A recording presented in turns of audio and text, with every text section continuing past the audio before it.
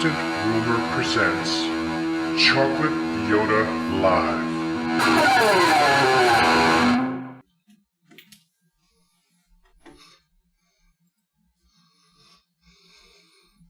Hey folks, Chocolate Yoddah here, spelled Y-O-D-D-A-H because film studios are litigious. And pardon the breathiness.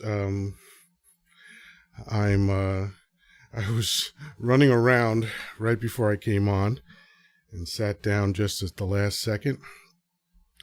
So let's see. Today, let me make sure I get this right. Today is Monday, July 3rd, 2023.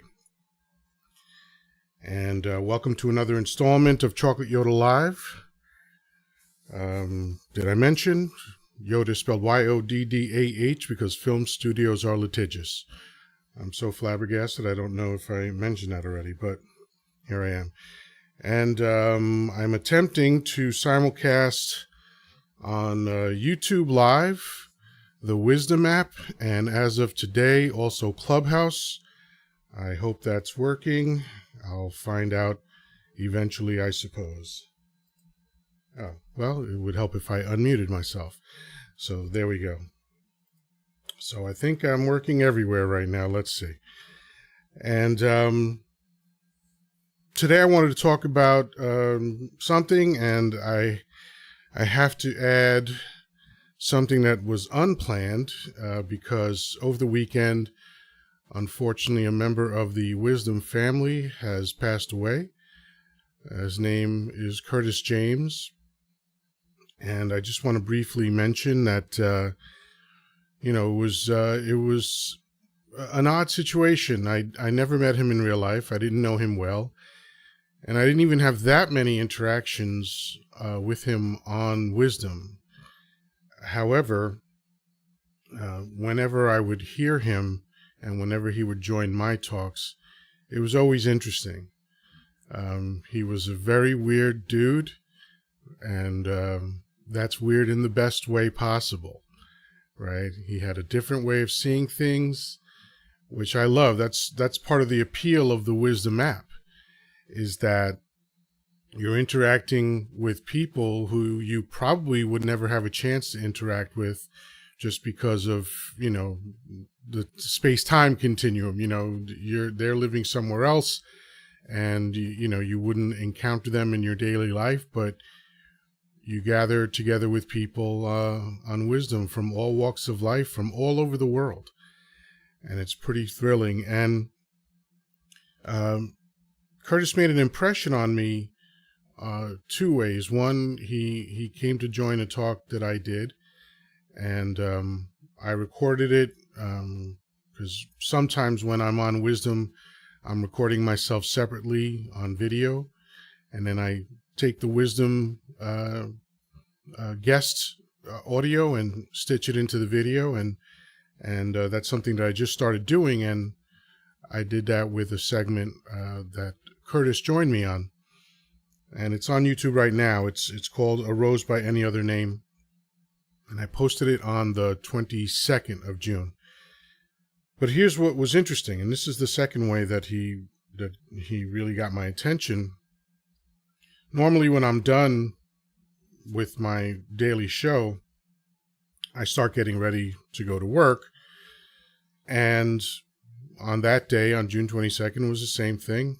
I finished, did what I did.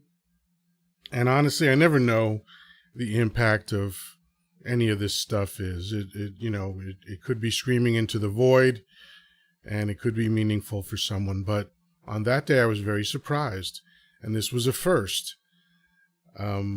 As I'm getting ready, I turned on the Wisdom app, and the first thing I land on is a talk by Curtis, and this was right after I had done mine, right? And he titled it, In Search of Chocolate Yoddah. And I went, what? And I remember the TV show In Search Of, and I was like, what is this? So I started listening, and eventually I joined in with him, and I'm gonna download the audio of that and see if I can, share it with you. But he was so moved by what I said that then he devoted his talk to my talk, which is just wild. That's, too many layers of the Matrix, or too meta, whatever you want to call it, but it was very interesting. And so, when I was driving last night and Doobie came on, I heard the news that Curtis had died. And it was just like, damn, what a good dude. We lost a good dude. And he was interesting and he was quirky, and sometimes I had no clue what he was talking about. But I knew that what he was saying was authentic. It was genuine. It was heartfelt. There was no guile to him as far as I could tell. He was just a straightforward person. And the world needs more of that. It's just that simple. The world needs more Curtis James. And thankfully, on Wisdom, we have an archive of his talks, and we can go back and listen. And, I already, started looking for the one that he did on me. And again, I'm going to see if I can share that with you. But I just wanted to make mention of him and his passing. And, for anyone who was close to him, my condolences.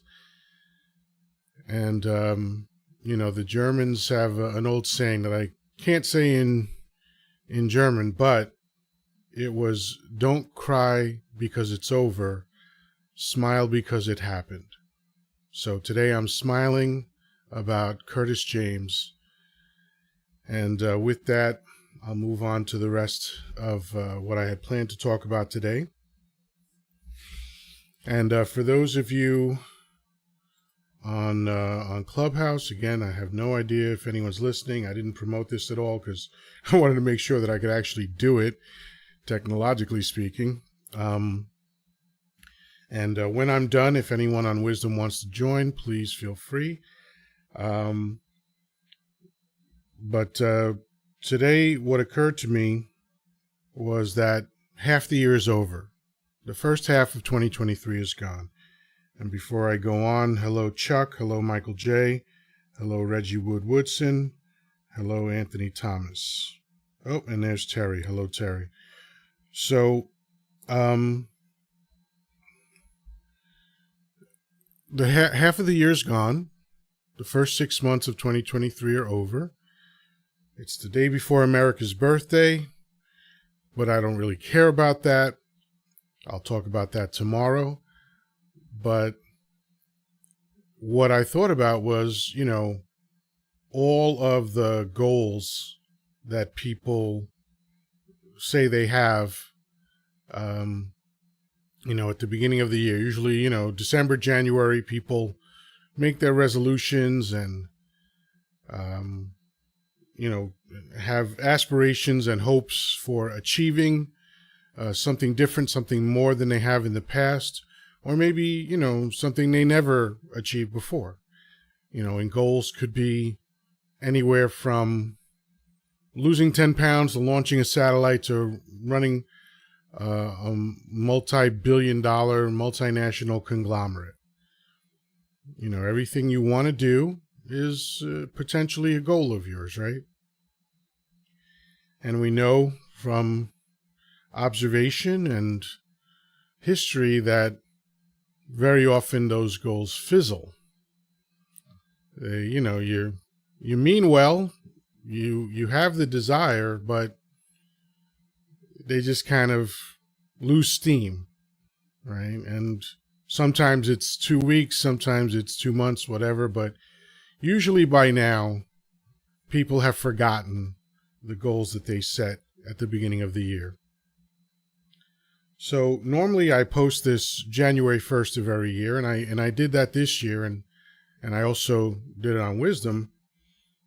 But it is my favorite quote. And when it comes to goal setting and goal achievement, I believe it's the perfect quote. I believe there's no better quote than this. So this is, to me, sort of the secret of the universe. A gentleman named Paul J. Meyer was an entrepreneur, a motivational speaker, and he probably has other quotes, but I only know this one. And I stumbled across it in 1986. Christmas weekend, the day after Christmas, I flew down to Waco, Texas, to check out a company. I didn't know at the time, but it was his company. I think it was called Success Motivation International. And during this weekend where I was checking out the business and getting intrigued and getting interested and trying to figure out, if I wanted to get into it, as we were leaving the last day, they gave us basically like a packet. And in that packet was a sheet of paper with this quote on it. And I am basically a quote collector. I love hearing different quotes. I didn't know that until I was doing it for a while. I just suddenly realized, oh, right, I love these quotes. And when Facebook first started, some people might remember that you had a character limit. I think it was 140 characters. And I found it particularly interesting that all these ancient quotes, or at least most of these very, very famous, well-known quotes, fit into that 140 character space. So that what that meant to me was that, very often people who are brilliant thinkers can convey a lot of information in a short period of time. And this quote is no different. And again, I'm going to break it down, but really, ultimately, what I think of this quote is that the perfect understanding of how to achieve anything that you want to achieve. So here it is. Whatever you vividly imagine, ardently desire, sincerely believe, and enthusiastically act upon must inevitably come to pass. So let's break that down, because the construction of this sentence is so precise and so brilliant, and I really think it covers everything. It covers everything that you need to know about what it's going to take you to first create a goal and then bring it to fruition. So let's start with whatever you vividly imagine. The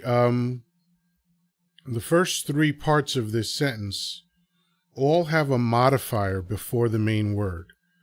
So he doesn't say whatever you imagine. He says whatever you vividly imagine. So what's the difference? Well, we can imagine just about anything, right? Your imagination can create all sorts of stuff in your head. Just read Revelation and you'll see, that's the last book of the Bible, and you'll see imagination on hyperdrive. All right, scorpion bodies, lion heads, metal chest protectors, all this wild stuff, right? That's all imagination. But there's a difference between imagination and vivid imagination, because vivid means in sharp relief, right? Something that's vivid is very clear and very specific. So let's say you wanted some place to sit. You can't just kind of imagine a chair. You have to vividly think about, okay, I'm gonna build this structure that I can rest my legs on and rest my body. So I want to sit. I want to suspend my weight on something else, right? Well, in order to bring that into reality, you have to start with a vivid picture of what that is. So whatever you vividly imagine. Then he moves on to say, ardently desire. So what's ardently? An ardent desire is a burning desire. right? Because again, you can want anything. You can just be, oh, I want this. I want a puppy. I want a sandwich. I want whatever. It doesn't matter if it's not an ardent desire, right? So after you clearly picture something, then you have to see, is this something that I have a burning desire to achieve? Because if it's not, I don't think there's any way that you're going to get there. So then we move on to sincerely believe. All right. Starting to see the pattern here. So sincerely believe is different than just believe. I have what seems to be an endless supply of casual beliefs. In fact, whenever I'm watching YouTube or anything and I see something interesting, I'm like, oh, I want to do that.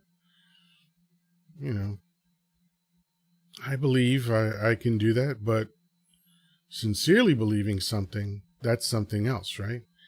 That means it's your truth. You sincerely believe it. You don't just think, I might be able to run for president. That's different than, I believe that I can help. I believe I can fix things. In the case of president, there might be a little bit of arrogance associated with that belief, but that's okay. Sometimes you need arrogance as fuel. But you see the difference between, I might be able to do it, and I know I can do this. I know I have to do this. Right? That's a sincere belief. And then we go on to enthusiastically act upon. Now this one is an interesting one because enthusiasm is sort of like an attitude. It's sort of a state of mind, right? I don't think you can measure enthusiasm, right? But what he's saying is, if you're going to endeavor to bring this thing into reality, to create this result for yourself, and maybe for other people too, but you're going to create this result. You can't just try to do it. You can't take a casual approach to it. That's why all these modifiers are so important, because it really gives you specific direction. The difference between act upon and enthusiastically act upon is significant. And, like all three-legged stools, the first three segments of this quote are all necessary. If one is missing, just like a stool, it'll collapse, right? And then lastly, must inevitably come to pass. So that could be 5 minutes. That could be 5 hours, 5 days, 5 weeks, 5 months, 5 years, 50 years. Inevitable. Inevitable doesn't have a specific time frame. I started off by saying, very often, by the time we get to the end of June, people abandon their goals because one or more of these elements are missing. And sometimes the thing is that if you have a goal and it doesn't happen fast enough for you, people abandon that goal. That's why this last section is a great reminder. You can have all those first 3 things down pat. But if you're not in it for the long run, if you don't understand that it might take you some time to get this thing, then chances are you're going to abandon your goal. So all these elements put together communicate what I believe is a perfect idea about the science and methodology of goal setting, because all of these things are energies. They're all energies. Vividly imagine, ardently desire, sincerely believe, enthusiastically act upon. These are all energies, and this energy is the fuel that drives what you have to do. Because wishing on a star ain't going to do it for you. Thoughts and prayers ain't going to do it for you. I mean, how many thoughts and prayers does it take to launch a satellite? Right? It's ridiculous. You know, just sitting around wishing and hoping, these things will achieve nothing. And if you're okay with that, fine. But if you have an important goal, like for me, I wanted to lower my numbers because I was pre-diabetic and then I slipped into diabetic. And then it was, oh man, I got to do something about this. So I made a plan. And then 3 months later, I got my blood tested and I was no longer diabetic. I'm still in the pre-diabetic phase, but now that's my next goal. And I have a plan. And I know what the plan is, and I execute it daily. And then the measurement of my success is the blood test. So I took this same approach to that. And this was about my health, right? And I knew a casual approach to this was not going to cut it. And when I say that this is the thing that you can apply to anything, it's true. I mean that. You want to lose 10 pounds or you want to lose 100 pounds, same process. You want to pass a test for a license that you need, same process. Do you want to expand your business? Same process. You know, and when it comes to goal settings, actually writing down a goal, there's a technique to that too. It has to be specific and measurable. I won't spend too much time on this, but if you say I want to make more money and someone hands you a quarter, congratulations, you've achieved that goal. If you say by December 31st, 2023, I will have earned $250,000. Well, now we've got something specific that can be measured. And when you get to December 31st, you're going to know whether you achieve that or not. And of course, if you're smart, you've reverse engineered that and broken that down to what has to happen daily and in some cases hourly or minutely, if that's even a word. But, you know, and I'm no genius. As I've said before, I'm just a talking monkey. But this quote resonated with me and has stayed with me since 1986. And it's something that I just see as perfect. I don't see any way to assail the ideas expressed in this quote. And one last time, it's whatever you vividly imagine, ardently desire, sincerely believe, and enthusiastically act upon must inevitably come to pass. And again, the author is Paul J. Meyer. And that's about it for me. I think I've covered it all on this topic. And again, anybody on Wisdom that wants to join, now's the time to do it. Otherwise, I'll wrap it up. But I'm going to end the YouTube segment of this. Thanks, everybody, for listening and watching. And for those of you who want to watch on YouTube that are now listening, you can go to youtube.com/@thepersistentrumor/streams, or just click on the live tab and you'll see all of these, and they're all archived after I record them. So, you know, they're all on there if you want to see it. And of course, you know, you can check out the eye candy that is me. Oh, that never gets old. So anyway, until we meet again, peace, love, and granola. Talk to you soon.